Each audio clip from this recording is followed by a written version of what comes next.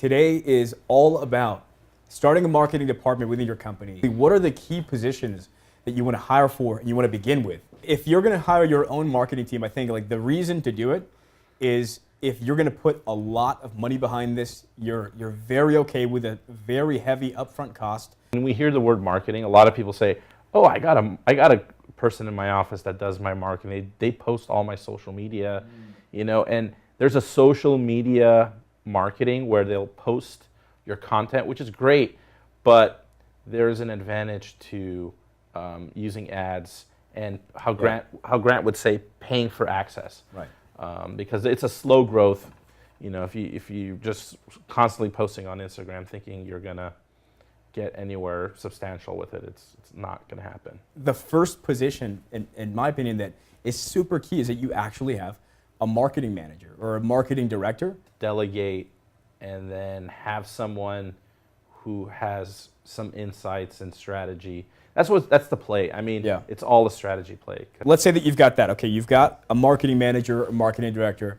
To me, the next big one is to have a digital marketer. You want someone who's got a finger on the pulse, right? So you want someone that is looking at numbers all day long, analytics, and knows new things that come out. So, Right. like for example, with Facebook, I mentioned this before, that every couple of months, Facebook changes their, you call it algorithm, but we change our strategy all the time. So it's important to know what works, what doesn't work, and an ad buyer or a digital marketer is the one who's going to execute your ads, right? So he's basically going to take the information from the content guy, the graphics person, get insights from the coach, meaning the manager, and is going to come up with an execution plan and also a way to scale. I think your third one in there is got to be your front end web developer, maybe even / do a little bit of design. Like you need someone who's going to be able to help you fix your website, make you a new website, create landing pages when you need to make landing pages. Because think about it, in marketing,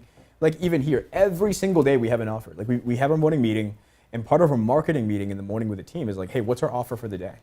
And almost every day we have a landing page to make. Like we've got something that has to get put together that's a web resource, and you need someone that can do that on the fly for you. Like that is a super important part of having any sort of marketing campaign, is the capability to build a page that you can send people to that's going to convert. Number 4 would have to be like a graphic designer, someone who could focus on graphics, because all these different roles work hand in hand. Like your media buyer, your digital marketer, like honestly, they get stuck in the they're stuck in the mud, stuck in the water if they need images for a campaign and they don't have it.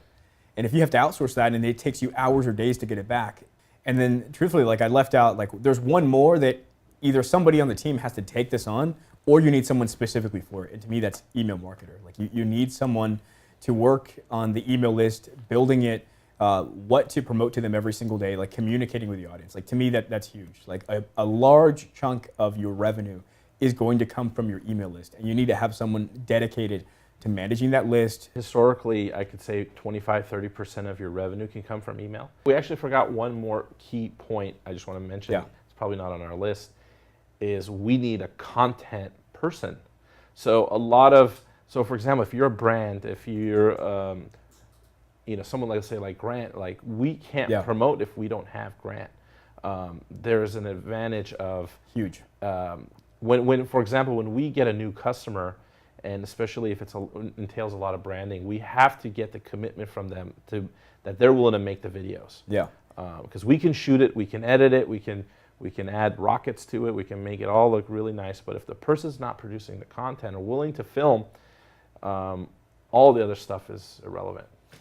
If you can find someone who can do like really good on behind the camera and can also do the editing and do a pretty good job on that, that's really what you'd look for. But if you find that, keep that person. Like that person's very valuable to your organization, because not only can they capture what's going on, but they can make it look good, give you a professional image on any of your videos. But that's like right up there with some of the other key positions. Yeah, and if you're looking, you're going to say, I don't know what is considered good, or I don't know how to find the person. And a lot of times you can just ask them to edit a reel or show me a video that you've edited and see how you like it.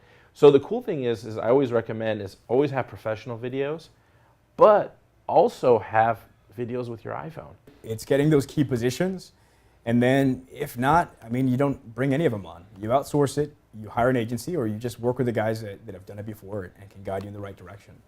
And I mean, look, and if you're interested in at least having a conversation about that, what that would look like for your business, go to cardoneadvertising.com, click on contact us, and we'd be glad to have that conversation.